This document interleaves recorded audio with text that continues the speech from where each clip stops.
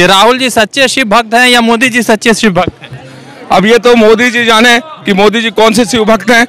और इतना मैं तय कहूँगा कि सभी कार्यकर्ता, मैं भी जब उज्जैन पहुंचे थे तो हम महाकालेश्वर के दर्शन करने गए थे।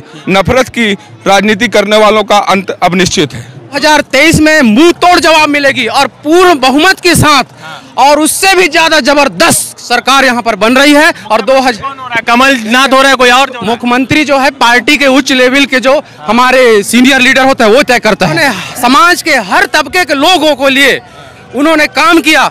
जो 15 महीना का जो सरकार है वो शिवराज जी के 20 साल की सरकार से कहीं सही था। वो भारत जोड़ो यात्रा जो है आगर डिस्ट्रिक्ट से गुजर रहा है। राहुल गांधी का काफिला पीछे आ रहा है और कई सारे साथी है जो इस भारत जोड़ो यात्रा के साथ चल रहे हैं। आगर डिस्ट्रिक्ट है, उज्जैन के बाद आगर में है ये पूरा भारत जोड़ो यात्रा।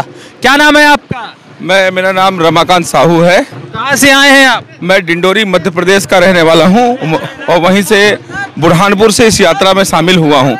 जैसे ही यात्रा हमारे मध्य प्रदेश में प्रवेश की है और उस यात्रा में हम सभी लगभग 100 साथी, 100 हमारे सभी ओमकार मरकाम जी के जो समर्थक हैं, जो राहुल गांधी जी के समर्थक हैं, वो इस यात्रा में शामिल हुए हैं। तो क्या लग रहा है कि यात्रा से क्या कुछ बदल रहा है चीज़ें से, मतलब मध्य प्रदेश की सियासत या राज्य केंद्र की सियासत? जी हाँ, एक नौजवान साथी राहुल गांधी जी अपने विचारों को लेकर के भारत को जोड़ने के लिए निकल पड़े हैं और कहीं ना कहीं हमारे युवा साथी, हमारे वृद्धजन 2-2 कदम चल करके राहुल जी के इस उद्देश्य की पूर्ति कर रहे हैं। और इससे निश्चित ही हमारा भारत जुड़ेगा और जो सांप्रदायिक सद्भाव बनेगा, लोग अमन और भाईचारे के साथ बिना डर के, बिना भय के हमारे इस भारत देश में रहेंगे। अच्छा, एक बात बताइए, ये जो भारत जोड़ो यात्रा है तो राहुल गांधी महाकाल के मंदिर में गए, उन्होंने पूजा करी, जो उनके हिंदू धर्म के हिसाब से जो भी आस्था श्रद्धा होती है उन्होंने वहां पर व्यक्त किए। अब सवाल ये है कि ये जो बार बार जो धर्म के नाम पर राजनीति होती है, तो आपको क्या लगता है कि ये बार जो है ये हिंदू मुसलमान वाला फैक्टर वर्कआउट करेगा, काम करेगा? बिल्कुल काम नहीं करेगा। लोग नफरत छोड़ करके, लोग सांप्रदायिक सद्भाव के साथ इस यात्रा में चल रहे हैं।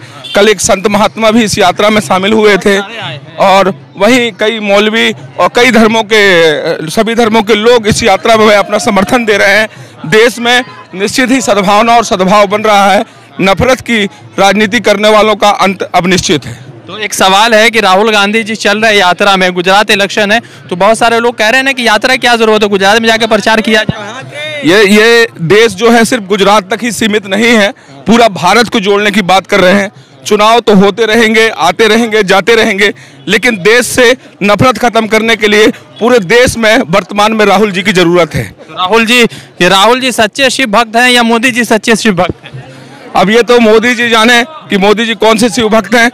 और इतना मैं तय कहूँगा कि सभी कार्यकर्ता, मैं भी जब उज्जैन पहुंचे थे तो हम महाकालेश्वर के दर्शन करने गए थे।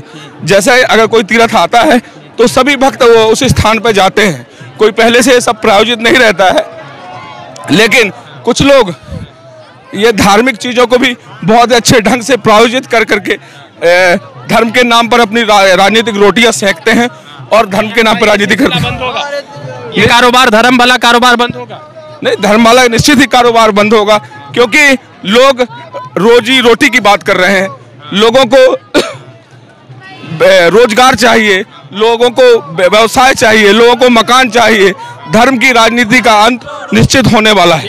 क्या नाम है आपका भाई? उमा शंकर सिंग्राम। आप कहाँ से आए हैं? मैं डिंडोरी से आया हूँ। साथ में? जी जी। तो ये बताइए कि भारत जुड़ रहा है या भारत को बस ये राहुल गांधी जी चुनाव प्रचार में लगे? देखिए, इस वक्त जो देश की हालात है, जैसे कि बेरोजगारी, महंगाई और जो देश में भाईचारे में जो लड़ाई आपस में करवाई जा रही है, जैसे हिंदू मुस्लिम का जो बात कही जा रही है ना, वो सब चीज को किनारे कर कर और आपसी भाईचारों का जो संदेश जा रहा है, इसमें सभी धर्म, सभी जाति, सभी अमीर गरीब सब एक साथ कंधे पे कंधे मिलाकर और भारत जोड़ो इस यात्रा में अपना तन मन धन से समर्पित होकर यहाँ चल रहे हैं। तो राहुल जी कितने नए निखरे, या कह सकते हैं कि राहुल जी का कोई नया अवतार दिख रहा है क्या भारत जोड़ो में? देखिए, या राहुल जी जो है आज देश को समझ रहे हैं और वो युवा हैं, और युवाओं को जो उनका संदेश है कि आप इतने पढ़े लिखे, लाखों खर्च करके जो पढ़ लिख कर आज हम इस पोजीशन पे आए हैं कि लोग बेरोजगार होकर भी कुछ नहीं मिल रहा है। तो राहुल जी का कहना है कि आप जो है